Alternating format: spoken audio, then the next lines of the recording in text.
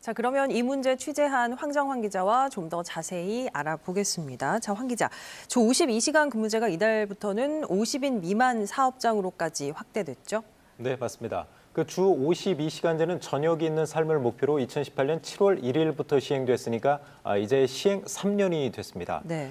처음에는 직원 수 300명 이상의 사업장과 공공기관을 대상으로, 이후 지난해 1월 1일에는 50인 이상 300명 미만 사업장으로도 확대가 됐습니다. 또 이달 들어서부터는 대상이 더 늘어서요. 5명 이상 50인면 사업장에도 주 52시간제가 전면적인 시행에 들어갔습니다. 예, 주 52시간제를 처음 이제 도입할 때 말씀하신 저녁에 있는 삶, 또 워라밸 같은 얘기를 참 많이 했었거든요. 실제로 노동 시장에 큰 변화가 있다면서요? 네, 맞습니다. 가장 큰 변화는 그 노동 시간의 변화라고 할 수 있습니다.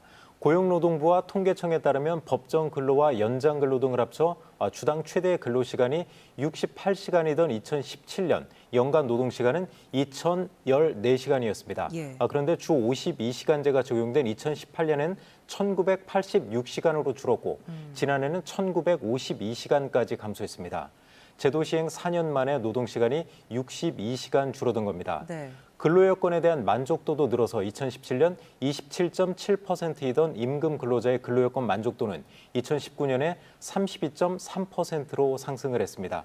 또 이게 재미있는 통계도 좀 하나 있는데요. 예. 2019년 전 국민의 수면과 식사 등 필수 시간이 5년 전보다 20분 증가했는데 이 역시 주 52시간제 도입 효과로 분석이 되고 있습니다. 자, 그런데 근로여건 개선이라는 이 취지는 좋은데 현장에서는 혼란이 많다고들 합니다. 어떤 내용인가요? 네, 맞습니다. 아무래도 이번 시행 대상이 중소업체들이다 보니까 혼란이 좀 많이 있는 것 같습니다.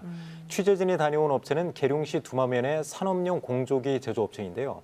이곳은 생산직 직원이 단 6명에 불과합니다. 이 때문에 큰 주문이 들어오면 야근이나 주말 작업은 일상적이었고요. 일손이 많이 부족하면 임원들조차도 직접 장비를 들고 일을 한다고 합니다. 예. 그런데 주 52시간제로 초과 근무의 제약을 받게 되면서 앞으로 경영에 큰 어려움이 예상이 되고 있습니다. 이제 언뜻 생각했을 때 인력을 더 뽑으면 될 것 같은데 이제 그게 쉽지가 않은 거죠. 맞습니다. 이런 부분 때문에 정부가 현장을 몰라도 너무 모른다, 이런 좀 비판이 나오는 겁니다. 일은 정해져 있는데 직원들의 근무 시간이 줄어들면 당연히 그만큼 직원들이 더 많아야 할 겁니다. 그렇죠. 정부도 사실 이런 효과로 취업난 해결도 좀 기대했던 부분이 있고요. 그런데 중소기업에서는 인력을 뽑으려고 해도 대기업에 비해서 급여나 복리 후생이 떨어지다 보니까 지원자가 거의 없습니다. 제가 다녀온 공조기 제조업체의 경우도요. 지난해 연말부터 사무직 직원 2명을 뽑고 있는데 아직도 채용을 못했다고 합니다. 예. 이렇게 채용이 어렵다 보니까 정부 의도와는 다르게 중소업체에서는 당분간 필요할 때마다 일용직을 쓰는 형태로 꾸려나갈 계획이라고 합니다. 또 다른 문제는 코로나19로 인한 외국인 노동자의 입국 중단입니다. 지난해 전국 중소기업에서 요청한 외국인 근로자가 4만 700명이었지만 11.8%인 4,800명 입국에 그쳤고요. 올해는 더 줄어서 계획 인원의 5.8%만 입국했다고 합니다. 예. 고질적인 인력난에 외국인 노동자 입국도 끊겨서 중소기업의 인력난이 더욱 가중되고 있는 실정입니다. 예, 중소기업의 인력난 해소가 아주 시급해 보입니다. 어떤 대책이 있을까요? 그 가장 시급한 건 이제 인력난을 좀 해소해 주는 걸 거고요. 그렇죠. 그 대책으로는 바로 그 원활한 외국인 인력 확보입니다. 외국인 노동자 입국이 어려운 이유는 입국 후에 머무를 임시 자가 격리 시설이 없기 때문입니다. 충남에서는 현재 천안과 아산, 금산, 부여, 청양에 외국인을 위한 임시 자가 격리 시설 6곳이 있습니다.